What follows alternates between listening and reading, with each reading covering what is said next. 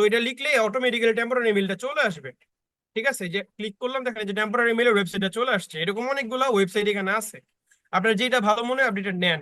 শুধু আর কি মেলটা সাময়িক সময়ের জন্য নিতে পারবেন। ঠিক আছে, তো একটু খেয়াল করে দেখেন এখানে আমরা যদি একটু ক্লিক করি ওয়েবসাইটের মধ্যে, এই ওয়েবসাইটটাকে একটু লোড নিবে। প্রত্যেকবারে আপনি যতবারই এখানে ঢুকবেন একবার করে লোড নিবে। লোড নেওয়ার পরে এই জায়গাটার মধ্যে একটা মেইল আপনাকে দিবে। এই মেইলটা কিন্তু তারা কাউকে দেয় নাই। ঠিক আছে, এই যে এই মেইলটা হচ্ছে এখন পর্যন্ত কেউ ইউজ করে নাই, এটা আপনি ইউজ করতে পারবেন।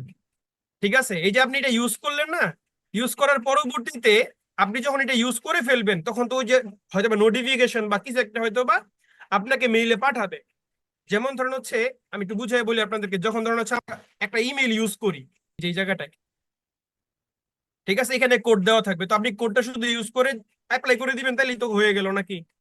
ভেরিফিকেশনটা হয়ে গেলে তার কোনো সমস্যা থাকে না, থাকে? না না না, ওই পেজ থেকে আবার এখানে চলে আসবো যখন ভেরিফিকেশন কোডটা পাঠাবে। হ্যাঁ হ্যাঁ, ধরুন হচ্ছে, যেমন ধরুন আমি তো এখন এই ফেসবুকের মধ্যে আছি, তাই না? তো ধরুন হ্যাঁ আমাকে তো হ্যাঁ। ফেসবুক থেকে কোডটা পাঠাইলো, তো পাঠাবে কোথায়? আমার এই যে আমি তো টেম্পোরারি যে আমি যে মেলটা ইউজ করছি এই মেলে পাঠাবে। তো আমি তো ইউজ করে আমি পাবো কোথায়? তো আপনি এই যে এখানে আসবেন, এখানে আসে এই যে নিচের দিকে ইয়া করবেন, দেখবেন যে এই জায়গাটার মধ্যে ভেরিফিকেশন কোড, এই যে দেখেন your inbox is in empty, দেখছেন? এই ইনবক্সের মধ্যে আসবে আর কি ওই ভেরিফিকেশন কোডটা। ঠিক আছে, তখন ভেরিফিকেশনটা এখান থেকে দেখে শুধু ভেরিফিকেশন কোডটা ফিল আপ করে দিলে কিন্তু আপনার কাজ শেষ, আর কিছু করা লাগতেছে এখানে?